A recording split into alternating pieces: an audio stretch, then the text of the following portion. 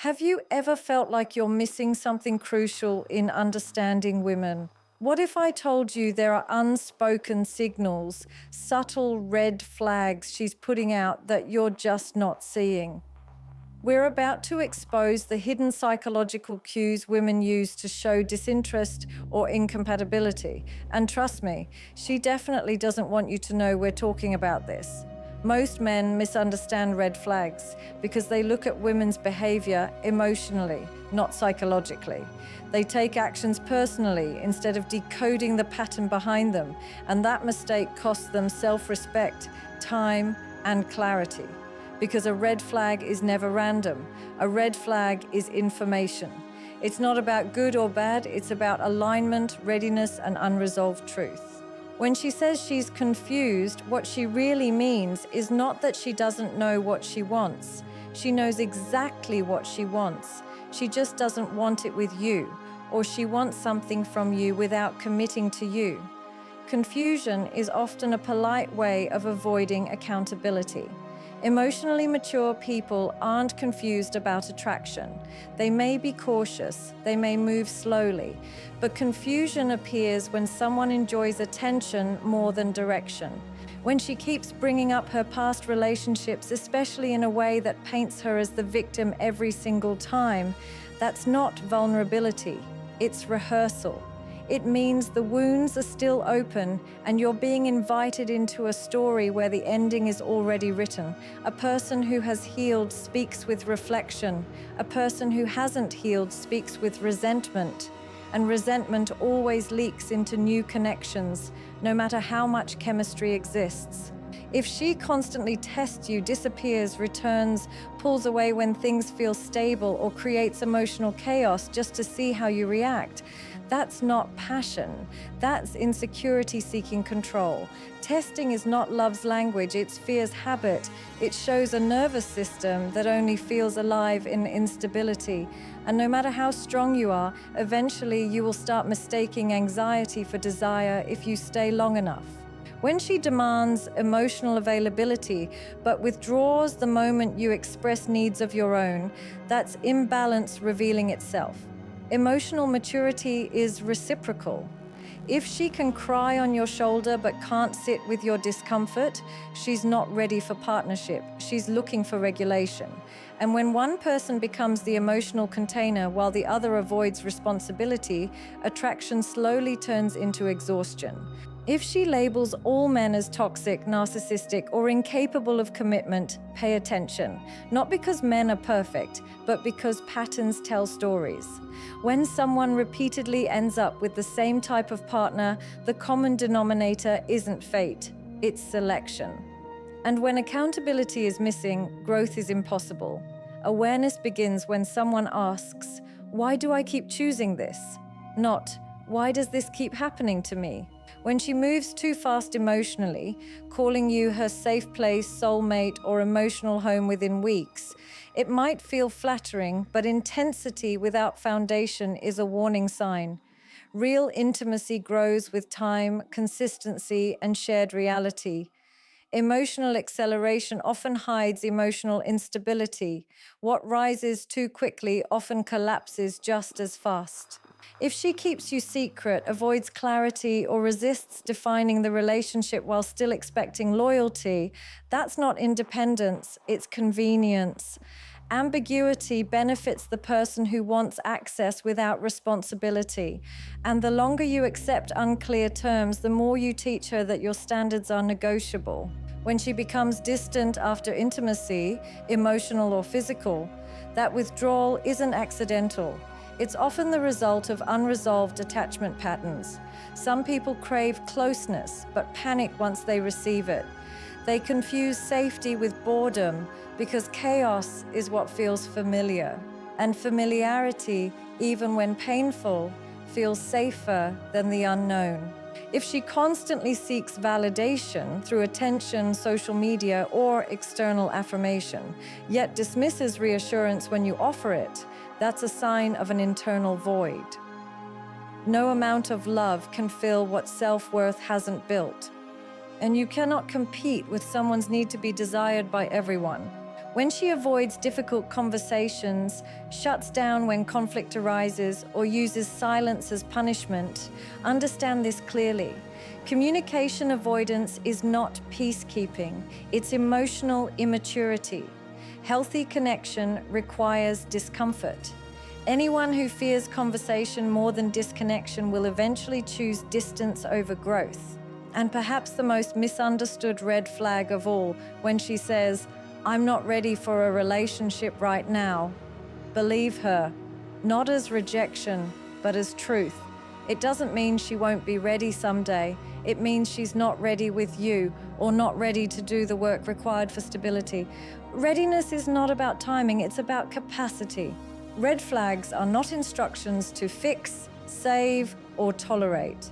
They are signals inviting you to observe, not invest. Attraction should not cost your clarity. Chemistry should not demand self-betrayal.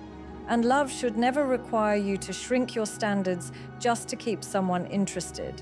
Because the hidden truth behind most red flags is simple. People show you who they are long before they tell you.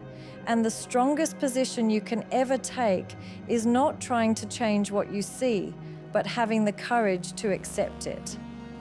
Another red flag men often misread is inconsistency disguised as mood swings. One day she's deeply engaged, affectionate, and emotionally open. The next day she's distant, cold, or unavailable without explanation. Many men interpret this as something they did wrong and begin overcompensating. More attention, more effort, more reassurance. But inconsistency is not a reaction to you. It's a reflection of her internal instability. Emotionally regulated people don't fluctuate in attachment without cause. When behavior changes without communication, it signals unresolved inner conflict. When she says she values honesty but reacts defensively or aggressively when the truth doesn't serve her self-image, that's not honesty she wants, it's control. Real honesty includes discomfort. If truth only feels welcome when it flatters, then openness is conditional, and conditional openness eventually turns into self-censorship on your side, where you start walking on eggshells just to keep emotional peace. If she frequently compares you to other men, exes, male friends, or hypothetical partners, that comparison is not accidental, it's leverage. Comparison subtly lowers your position and raises her sense of power. Healthy attraction does not need triangulation. When someone needs to remind you that you are replaceable, it usually means they are insecure about their own value, not yours. Another warning sign appears when she intellectualizes emotions instead of feeling them. She talks about feelings, analyzes them, labels them, but rarely actually sits in vulnerability. This creates the illusion of depth without emotional risk. Emotional intelligence is not just awareness. It's the ability to stay present when emotions arise instead of escaping into logic or detachment. When she avoids planning ahead, resists discussing the future, or deflects questions about direction, it's not always about pressure. Often it's about fear of exposure. Clarity forces alignment, and alignment forces truth. Vagueness keeps options open and responsibility low. People who know what they want don't fear timelines. They fear wasting time.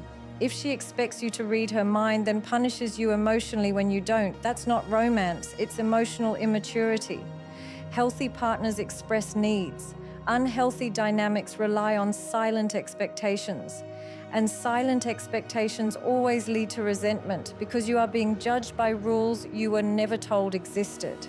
When she oscillates between independence and dependency, rejecting closeness one moment, demanding it the next, it often points to an anxious, avoidant attachment pattern. This creates a push-pull dynamic that feels intoxicating at first, but draining over time. The intensity tricks you into thinking something meaningful is happening, when in reality, it's nervous system chaos masquerading as connection. If she frames commitment as losing herself, yet has no problem losing herself in emotional drama, distractions, or external validation, that contradiction matters. Commitment doesn't erase identity, it reveals it. People who fear commitment usually fear accountability more than loss of freedom. Another subtle red flag is when she listens only to respond, not to understand. Conversations become debates, not exchanges. Your feelings are acknowledged verbally but dismissed emotionally. Over time, you stop sharing, not because you don't care, but because being unheard feels lonelier than silence. When she constantly reopens old conflicts instead of resolving them, that's not processing, it's emotional recycling. Resolution requires responsibility. Repetition without growth signals a desire to stay in the familiar pain rather than step into uncertainty. If she expects emotional strength from you but shows contempt when you display emotional boundaries, pay attention. Emotional strength is not unlimited tolerance, it's discernment. Anyone who benefits from your resilience but resents your limits is invested in access, not partnership. When she blames timing, circumstances, or external factors for why things never progress, remember this: people make time for what they value. Obstacles don't stop desire. Lack of desire hides behind obstacles. Effort follows priority, not potential. If she only shows affection when she fears losing you, that affection is not love, it's panic. Panic fades once safety returns, and relationships built on fear of loss rather than desire to build rarely sustain stability. Another overlooked sign is when she enjoys being chased but loses interest once consistency appears.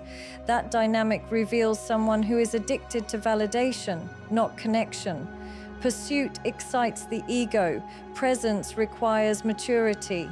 When she keeps redefining the relationship whenever accountability arises, that flexibility is not adaptability, it's avoidance. Healthy relationships evolve forward, not sideways. Progress doesn't need constant renegotiation. And when she says, "This is just how I am," after harmful behavior, understand what's being communicated. Growth has been removed from the equation. Self-awareness without self-responsibility is simply justification. Red flags don't mean someone is a bad person. They mean someone is showing you where they are emotionally. The mistake is assuming potential is more important than patterns. Potential is imagination. Patterns are reality. Because attraction without alignment leads to confusion. Effort without reciprocity leads to resentment. And connection without clarity always ends in emotional debt, where one person pays more, waits longer, and hopes harder than the other. And the longer you ignore red flags, the more you train yourself to accept less than what you're capable of offering. There is also a red flag hidden inside excessive self-focus. When every conversation circles back to her feelings, her struggles, her perspective, and your role becomes primarily that of a listener or supporter. The imbalance may feel subtle at first, but over time, you realize the relationship exists around her emotional orbit. Mutuality is not about equal talking, it's about equal consideration. If your inner world remains unexplored while hers is constantly centered, connection becomes one-sided. When she apologizes frequently but never changes behavior, that's not accountability, it's emotional sedation. Words are used to calm the moment, not correct the pattern. True remorse alters actions. Repeated apologies with repeated harm signal a preference for comfort over growth. If she dismisses your boundaries as insecurity, weakness, or control, understand this clearly. Boundaries threaten people who benefit from your lack of them. Secure individuals respect limits. Insecure ones challenge them. The reaction to a boundary tells you more than the boundary itself.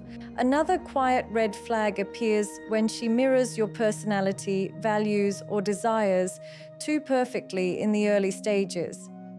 While compatibility is real, excessive mirroring can be a form of self-abandonment or manipulation. Authentic connection allows difference. When someone becomes whatever you want them to be, it often means they don't know who they are yet, or they're trying to secure attachment at any cost. when she seeks constant reassurance but rarely internalizes it, the reassurance becomes a temporary fix, not nourishment. This creates an emotional treadmill where no amount of affirmation ever feels like enough. You end up giving more while feeling less appreciated. If she thrives on drama, interprets neutral situations as threats, escalates minor issues, or creates conflict during moments of peace, that's not emotional depth, that's dysregulation. Some people associate intensity with love because calm feels unfamiliar. Stability then feels empty, even when it's healthy. When she struggles to celebrate your success, minimizes your achievements, or subtly competes with you, it reveals insecurity, not honesty. Love expands in the presence of growth. Jealousy disguised as realism slowly erodes admiration. Another warning sign is selective vulnerability. She opens up when it benefits emotional closeness, but shuts down when vulnerability would require responsibility.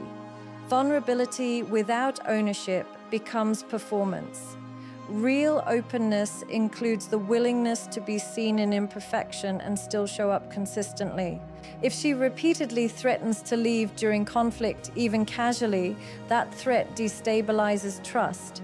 Security cannot exist where abandonment is used as leverage. Healthy partners seek repair, not escape routes. When she avoids integrating you into her life, friends, routines, or future conversations, but expects full access to yours, that imbalance matters. Integration is investment. Separation without reason often signals hedging. If she frequently says, "You're overthinking," instead of engaging with your concerns, that dismissal is not reassurance, it's avoidance. Emotional safety requires curiosity, not invalidation. Another overlooked red flag is when her self-image depends heavily on being desired. Attraction becomes her currency.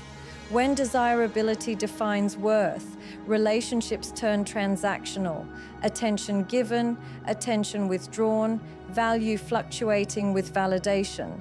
If she frames your need for consistency as pressure while expecting emotional availability on demand, that contradiction reveals entitlement. Healthy relationships balance needs.